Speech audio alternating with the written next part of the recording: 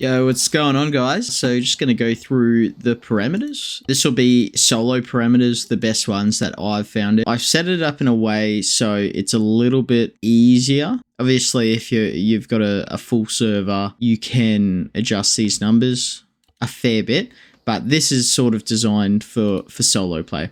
So going through, I generally do rebels versus occupiers versus invaders, just so it's not too intense, like occupiers and invaders, and I do like having the additional faction there. Rival, rebel, sub-faction, generally I go no. I find they don't really do too much until endgame, but some people like them. Autosave, yep. Enable, time between autosave. I generally go 30 minutes or 20 minutes, just because I'm not having long stints of, hours and hours. Friendly player markers, yep.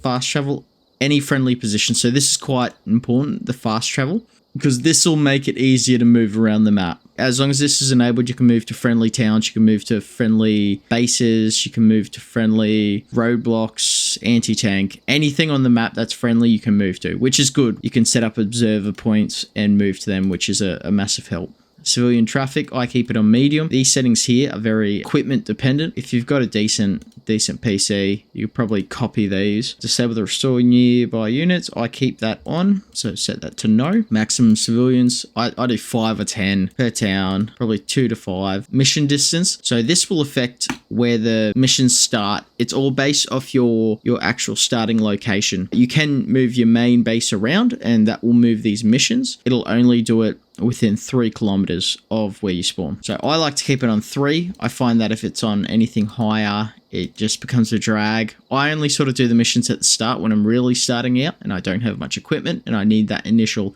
HR and cash. Enemy spawn distance, I usually like to up that to 1500. I like that high. It is more intensive on your computer as more things will spawn. Distance used to check for nearby enemies. Yeah, 300 is a good amount. Initial player money, I just leave that default. Default, HR default. HR cap, no, I've never really gotten that much HR. I always pump through it so much. Time before a player is considered AFK, 5, doesn't really matter too much. Garbage cleaner, threshold, disabled. Revive time, I make that 8. So 8 seconds to revive. Also withstand. So withstands means you'll be able to self-revive as long as you've got a first aid kit on you. Advanced parameters. So normal victory, that's what I generally do. It means you have to hold like 2 bases, 2 airfields, and I don't know, have the majority of people back out. Victory condition, yep, normal.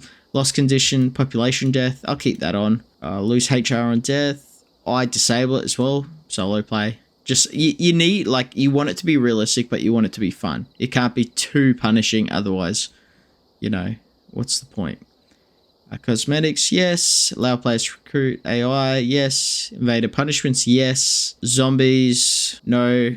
Old plus garrison spawning, no. No. Vanilla weapons and arms dealer. You can't say yes for this one. For my latest game, I've done no. So it's just essentially my modded weapons, which is Cup. Support caller, yeah, Radio Man squad leader, don't need to worry about that. Hide enemy zone markers, nope. Ambient sounds, keep that on, obviously the immersion.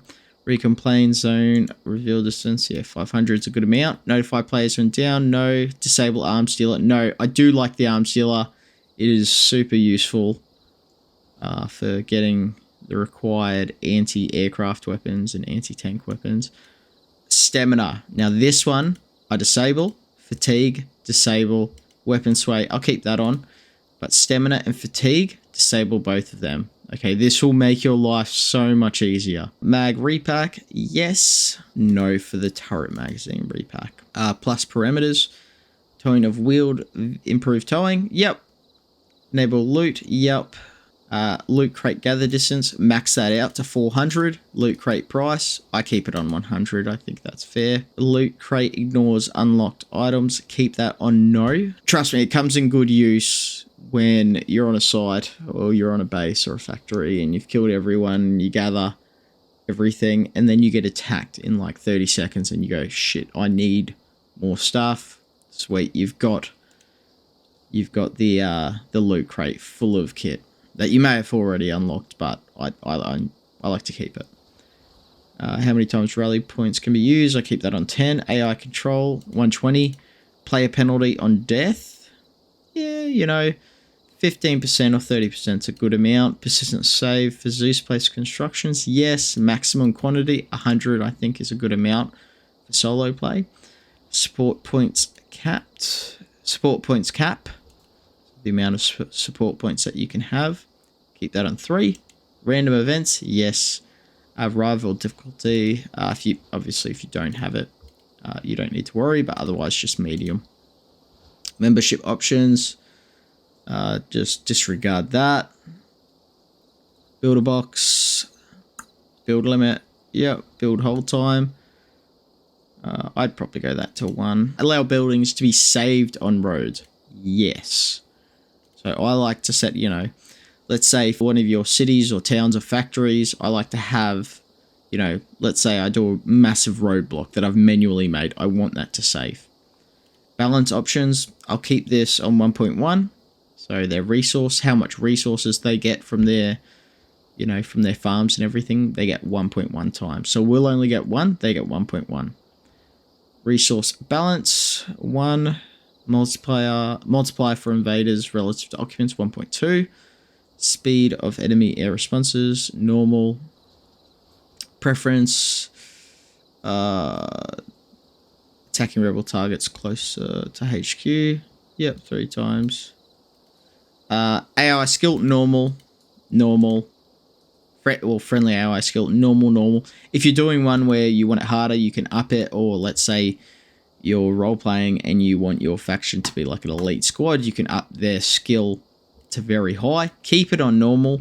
AI units maximum accuracy, yep, 45 is good, just so they're not one-shotting you from miles away. Napalm bombing, yes. Unfair unbalanced spots to be used by the enemy, nope. How many rebels can be garrisoned? You can go more. Or you could even go infinite if you really want. Usually I keep it about 24. Or actually, no, sorry, 32. 24 or 32. So that's going to be important for collecting equipment. Obviously, the more that you need to require to unlock it, the more enemies you're going to have to kill, the more loot you're going to have to gather, but it's going to make it more difficult to attack that area.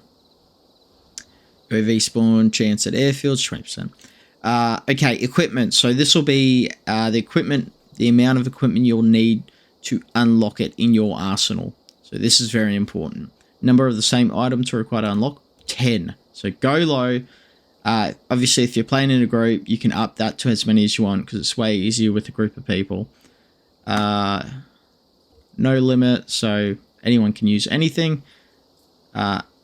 Yes, to unlock their standard magazine once the weapon is unlocked. Unlocked guided launchers, yes as well. That'll be the javelin. You sort of need that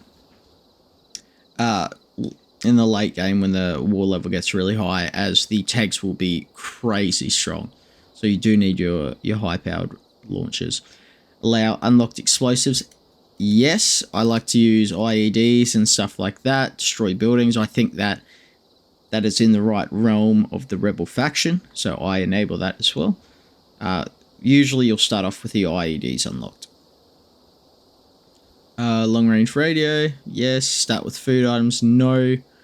You don't really need to worry about food, as it won't be. Chance of helmet loss and headshot sometimes. Yes. Combat readiness, yes. For the loot crate options, I go max for everything. So I want it, because these are quite rare, you don't get a whole lot of them. You know, sometimes they don't even spawn at every factory or every place. I put all of this to the max, because once you actually take the area, it is a bit of a challenge to get that arsenal back. So I want it to be as rewarding as possible. I find that if it's their default, you know, sometimes you'll get not like a bunch of weapons that you've only got a few of, you can never actually fully unlock it. So I like to just max it out because they're rare. They're rare in itself. Experimental, let's jump in here. Enable Video. Enemy vehicle locks, yes. Amount of time to lock pick vehicle, 60 seconds, probably 30 seconds. Allow talking to civilians, yes, that's a new one. You can gain information and stuff. Ignore black vehicle, yep. Ignore all of these. Allow players to recruit enemy AI to their squad, nope. Start with only unlocked handguns. So you can do that if you want to make it a bit harder for yourself, just having the pistols. Number of loadouts thrown out for each unit type, just 5. Don't really need to worry about the development parameters, they're all the same. Let me just go back through. These are essentially my solo settings for it. I hope that was useful for setting up your next game. I may even put this on, I don't know, some image sharing website so that you can just access it as well. I hope this was helpful. If you have any questions, let me know.